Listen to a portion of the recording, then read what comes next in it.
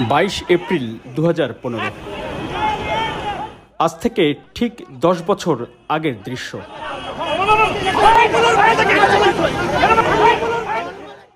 রাজধানীর বাংলা মোটরস সিগন্যালের ঠিক মাঝামাঝি জায়গায় সাবেক 3 বারের প্রধানমন্ত্রী বেগম খালেদা জিয়ার গাড়িবহরে হামলার দৃশ্য।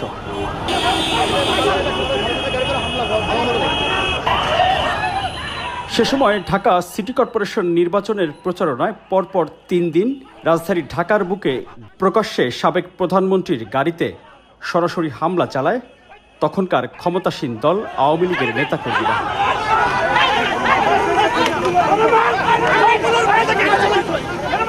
22 এপ্রিল 2015 বিকাল 5:30টার দিকে বাংলা মোটরস সিগন্যালের কাছে পৌঁছালে অতর্কিত জয় বাংলা স্লোগান দিয়ে বেগম খালেদা জিয়ার গাড়িবহরে হামলা করে আওয়ামী লীগ ও ছাত্রলীগের নেতাকর্মীরা।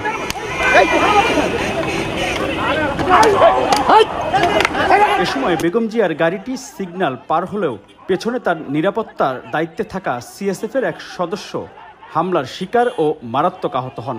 তখন হামলাকারী একজনের কোমরে আগ্নেয়াস্ত্র দেখা যায়। বেশ কয়েকজন মিলে সিএসএফ সদস্য সামিউল হককে রাস্তায় ফেলে পেটাতে থাকেন ছাত্রলীগের কেন্দ্রীয় কমিটির 2 নেতাসহ আরও কয়েকজন।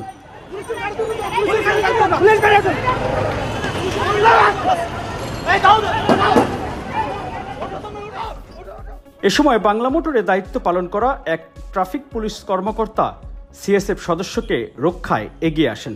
প্রায় একই সময়ে বেগম খালেদা জিয়ার গাড়ি লক্ষ্য করেও হামলা হয়। বেগম জিয়া গাড়ির যেই আসনটিতে বসা ছিলেন ঠিক তার পেছনের কাঁচ ভাঙা দেখা যায়।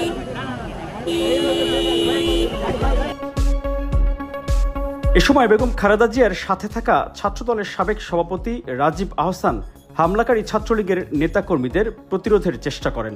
অস্ত্রধারী সংঘবদ্ধ হামলাকারীদের বিরুদ্ধে বেশ কিছু সময় তিনি রীতিমতো লড়াই করেন।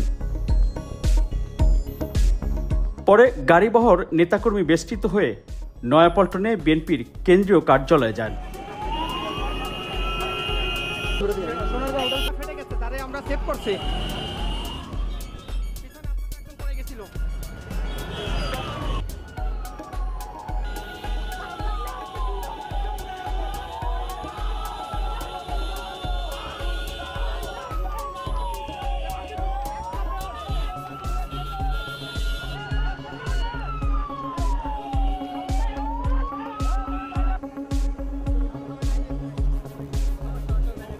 মানুষের ভোটের অধিকার, ভাতের অধিকার। এর একদিন আগে 20 এপ্রিল 2015 কারণ বাজারে মেয়র প্রার্থী